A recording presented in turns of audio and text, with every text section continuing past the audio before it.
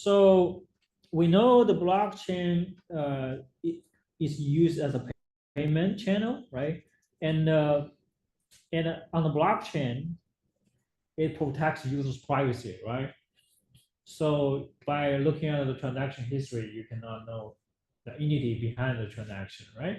Who controls the public key? Who controls the address? Who controls the EUA contract, right? So it's anonymous, right? Blockchain is anonymous. Because of this, blockchain is often used as a payment channel for online crimes, right? For example, in some ransomware attack, right?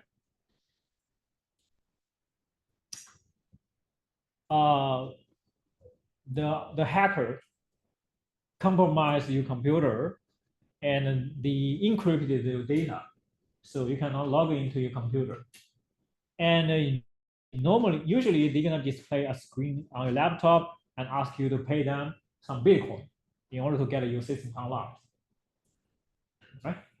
I believe in 2016, there is a ransomware attack called External Blue.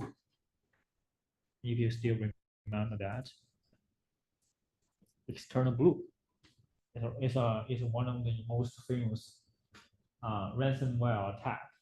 It encrypted many Windows computers in the world, and the attacker asked the victims to pay them Bitcoin. All right.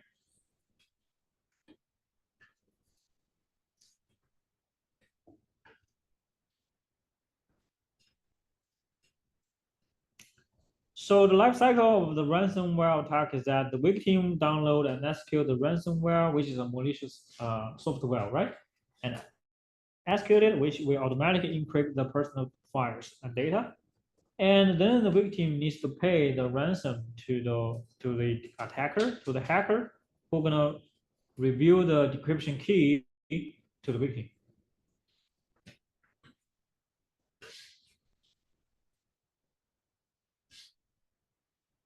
And I believe in 2020, the clowning point,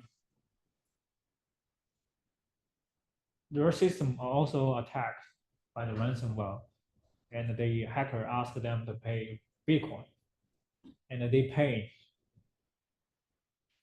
Unfortunately, they couldn't get that system unlocked.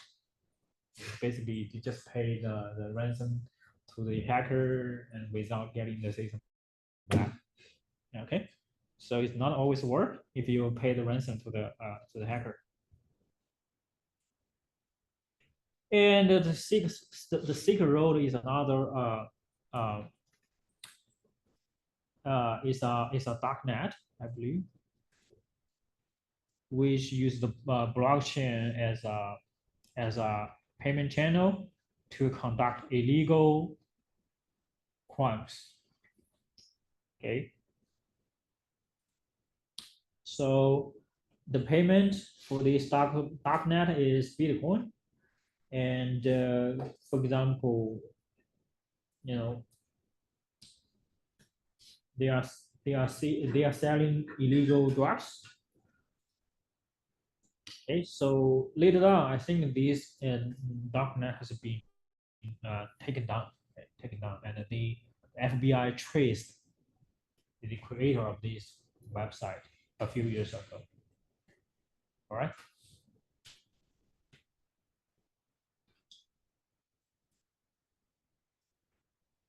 Yes. So yes, the FBI traced the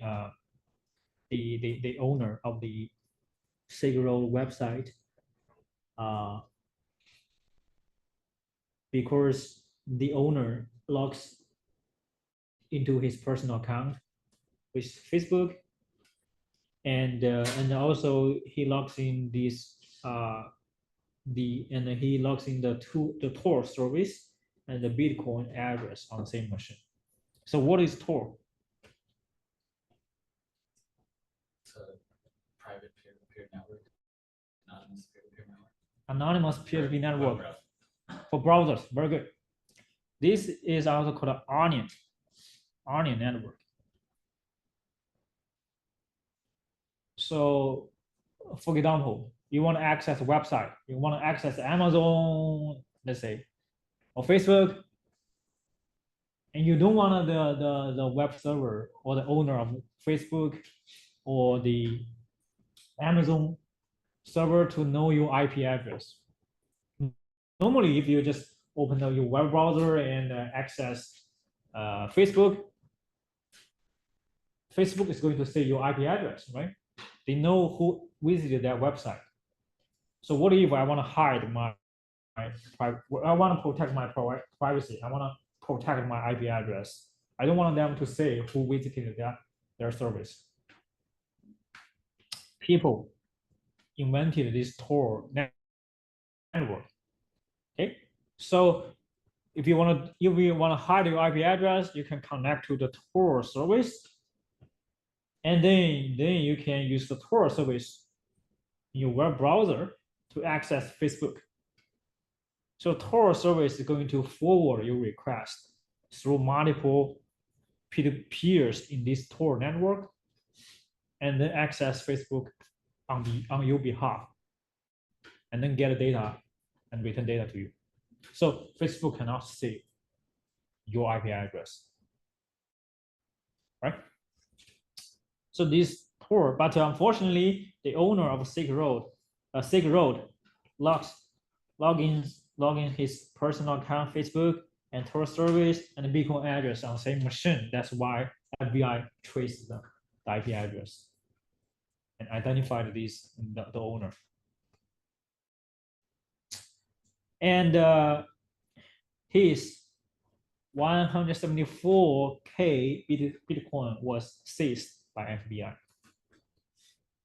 Values, so much value. How can we seize? Because the Bitcoin address, right? They control his Bitcoin address.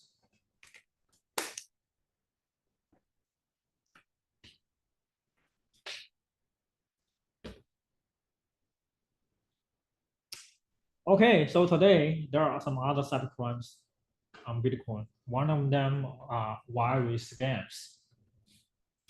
Okay, so some research groups, they have studied the Ponzi scheme. Ponzi scam actually is very popular in the past on the blockchain. Right? Everybody knows how Ponzi works. Right? You want to gain, if you want to generate interest, you have to invite more participants. The more you invite, the more profit you will gain, right? So it's a Ponzi scheme. But eventually the Ponzi scheme will fall, right? Will be bankrupt, right? If there are no more participants. So Ponzi is one of the popular scam, and rug pull is another popular scam. In this scam, the scammer roll out some tokens, and then they list the tokens in some of the exchange platforms, and they're gonna make huge deal. They're gonna create some news about these tokens, and so the investors going to buy the tokens. And however, there's a backdoor in their token contract. They're gonna sell all of the tokens and basically rug pull, right? Pull all of the money out of the contract and steal the investors' asset. Another scam was called romantic scams. What is this one? What is romantic scam? I like fake. Yes. Oh, Yeah. Yes. like a fake person will message you on some kind of social media and they'll convince you to send them money. Convince you to send the money. Yeah. Yes. Exactly. So so the scammer is going to reach out to you through social media, and they're gonna pretend to know you. They're gonna make a relationship with you through like many interactions. They're gonna chat with you for a few months to gain your trust, and then they're gonna convince you to buy, let's say, cryptocurrencies from some malicious website. They promise you can gain some profit, and at the beginning you can gain some profit, but since you gain some profit, you want to invest more, right? You will invest more. Then eventually they're gonna shut down the website and steal all of your investment. Basically, they try to gain you trust step by step, and make you to invest, a lot in cryptocurrency. And we also find some free giveaway scams on social media platforms, right? If you are using Twitter, right, or X, right? Today it's called X.com. And probably sometimes you will see there are some free giveaway or airdrop, cryptocurrency airdrop events, right? And they promise you that if you transfer 1 Bitcoin to a given account, they're gonna return you 2 Bitcoin. Okay, just like a free giveaway. But in order to claim the giveaway, you have to transfer cryptocurrency to them first, so they know your address. However, it's a scam, right?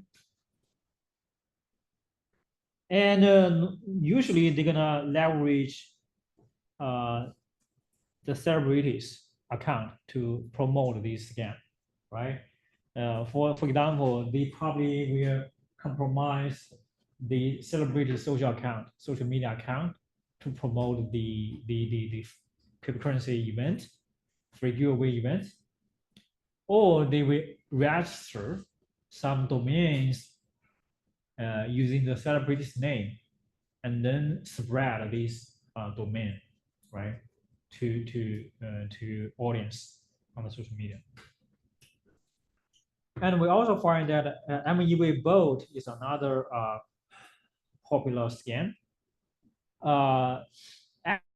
Actually, the scammer promised you that they provide you a smart contract, and they promise you that if you run this smart contract, the smart contract is going to make arbitrage from the DEX, automatically sell and buy the tokens from the DEX to make profit for you, which they call it MEV bot.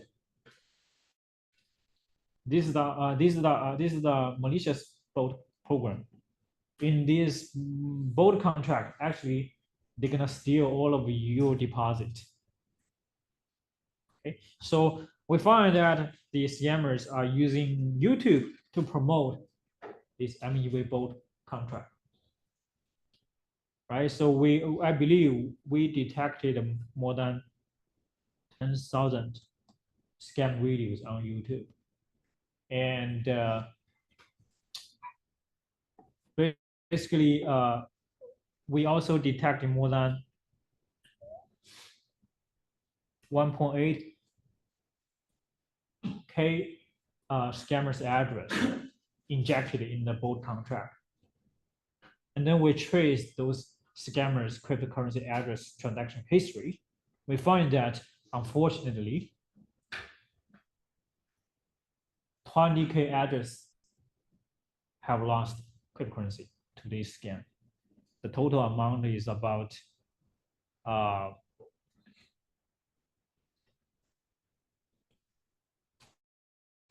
million. Is there anything to do about that? Because I've actually seen like a really good scam ad, like this weekend actually advertised on YouTube. Like it stayed up for 2-3 days. I reported right away. It stayed up, like it's there. What is the scam? It was like, hey, this crypto is having a huge event where to reward its loyal owners, if you send X amount to an address, you'll get 2X back. Just another free giveaway, right? Yeah. Another free giveaway. Yes. So YouTube is another platform they often use to promote the scam. And unfortunately, I don't think that's one way to stop it on YouTube, because YouTube. I don't want to blame YouTube, but I don't want to, like, the social media is frequently used by the scammers, right? Actually, it's a challenge for the platform to detect the scam accounts or spam account, because they basically allow everybody to register an account, right? There's no way for them, right, to know the customers, right, before the registration. That is their service. There is a business model, right? So what they can do is just deploy some like powerful models, detection models, to detect the scam accounts, scam videos, and then delete those videos, right, from the platform. Okay, address poisoning. I don't have time to talk about this, and actually is another phishing address, a phishing attack. So if you Google address poisoning, you always see some examples. So very briefly speaking, the scammer, the attacker, generate an address which looks like your friend's address, and assume, let's say you have a connection with your friend, and which is recorded on the blockchain. Then the attacker use that similar address to interact with you, to make a transaction with you. You will see two transactions. The first one is with your friend. The second one is from the scammer.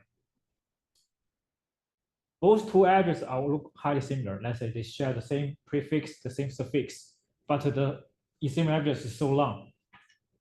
You probably will only use the prefix and suffix to differentiate addresses. You probably will say, okay, the second transaction is my friend's transaction. I'm gonna send another funds to my friends. You copy the address, actually the scammer's address, and then you lost your money. And if you look at if you Google this address poisoning, in one transaction, the victim lost 67 million US dollar. The victim lost 67 million because the victim copied the scammer's address. Okay. All right. So again, I don't have time to talk about the regulations, but you can review them. I posted the slides on Canvas. So basically, we need regulations from the government to make sure, right, the blockchain is secure for everybody. Actually, China has banned the cryptocurrency exchange, and New York actually requires some license to run the business of exchange cryptocurrencies. And for customers, if you want to buy, if you want to sell, you have to register an account using your ID, right? Okay, so there are some regulations happening, and also there's some anti-money laundering service regulations for that. But again, it's not enough actually. If you remember that we have some mixing service on blockchain. It's called a Tornado Cash.